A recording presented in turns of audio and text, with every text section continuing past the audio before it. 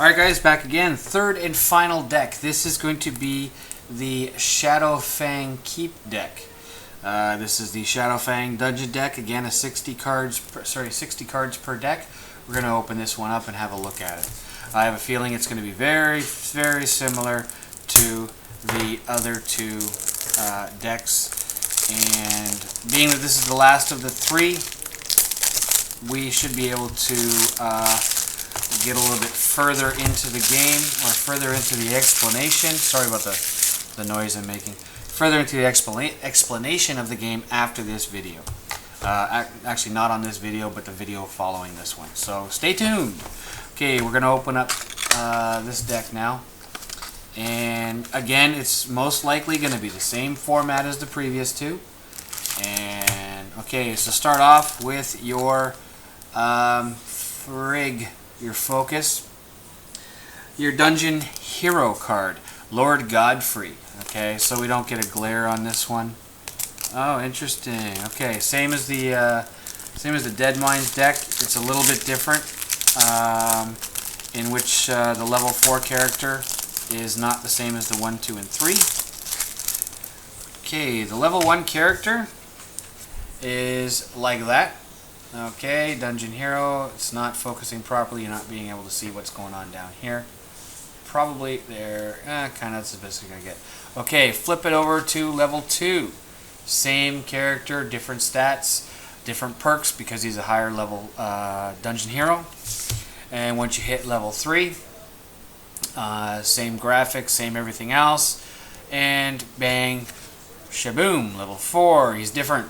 Okay, so see what happens on when we start to examine the rules a little bit more closely on that. So you're going to get, there's your hero card, and obviously, now this is going to be interesting. Let's see how many we get in this box.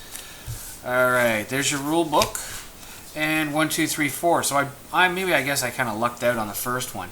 I think I got 5, if I'm not mistaken. I got 5 of them, and in the last 2 boxes I got 4. So there's your rules and your 4 character sheets. Again, photocopy them, scan them, what have you.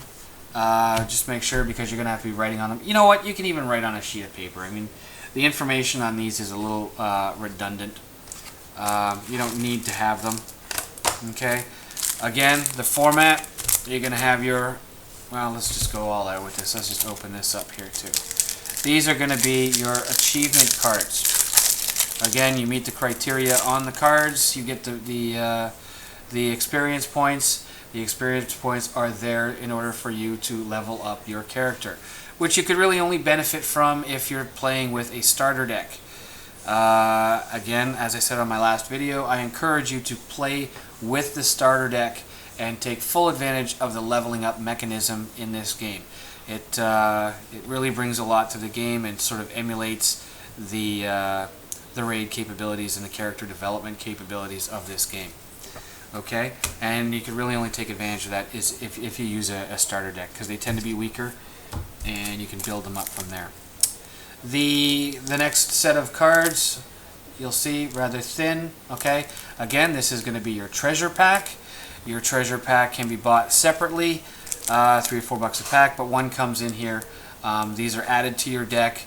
Depending on how much XP you have or experience points, you can level up your character and benefit from these cards as well by either adding them to your deck, bringing the card count up to your deck, or replacing cards that are in your starter deck with these cards. And you can only do that if you level up. I mean, if you really want to be true to the game. I mean, you could slap these in your deck if you wanted to and have at her, but I like to play the game, you know, make it a little bit more challenging. Again, foil cards came warped. Nothing you can really do about that, so we're just going to give them a little bend. Morgrim's Might, let's see, Defia's Brotherhood Vest, Admiral Ripsnarl, Shatterhand Assassin. Actually, that's supposed to be a pretty good card. It's supposed to be stealth. Oh, okay. Earth and Guidance, Netherblast, Stormwind, Investigator, Hand of the Righteous, and Cookie Tenderizer. Oh, that's actually... Oh, Cookie's Tenderizer. That's actually kind of cool. That is a really badass looking weapon. Hate to be hit by one of those things. Okay, now I don't. What it does, I really don't know. When your hero deals combat damage to a hero or ally with this weapon, allies you control have +1 attack while attacking that character this turn. Not so great. Alright, so anyway, it's a little bit of a perk that you can add to your character if you wanted to, if you're using the level up system. Using a knife, trying not to cut the cards. Okay, so let's get this one open up. And I imagine it's going to be very, very similar in format to the other ones. Again, you're going to have your dungeon icon on there, gold border. Cannot use these outside of a dungeon play. Okay, these cards here you can switch out with other dungeon decks if you have them, and the remainder of the cards are specific to this dungeon as indicated by the icon on the top left corner.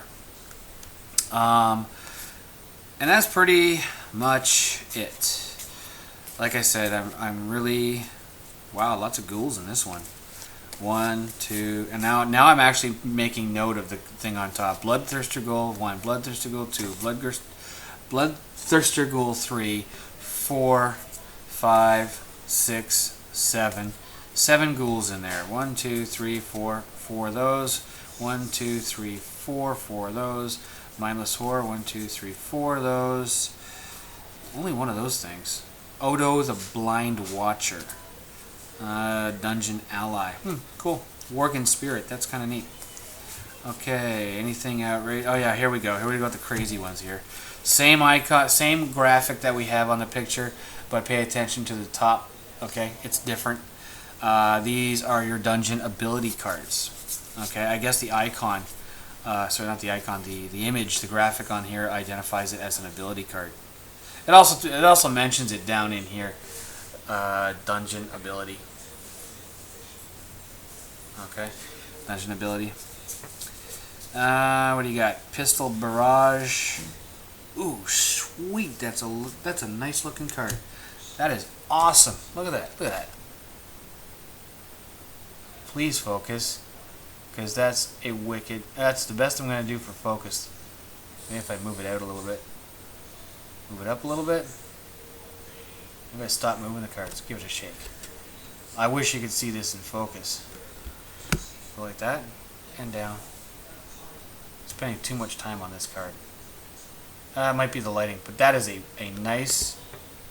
There we go. Look at that. That is a wicked shot. That's a wicked picture. Okay, anyway. Moving on.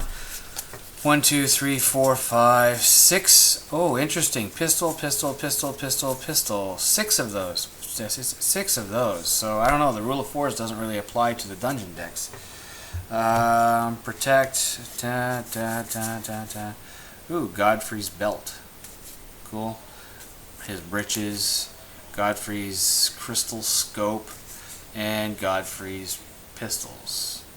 Those are pretty badass looking too. Right on. Ooh, they don't cost you anything to use. Godfrey strikes with this weapon the first time he attacks each turn. Level 3+. Okay, so, you know what? I'm not going to get into it. I'll get into it in the rules section of these 3 videos. But,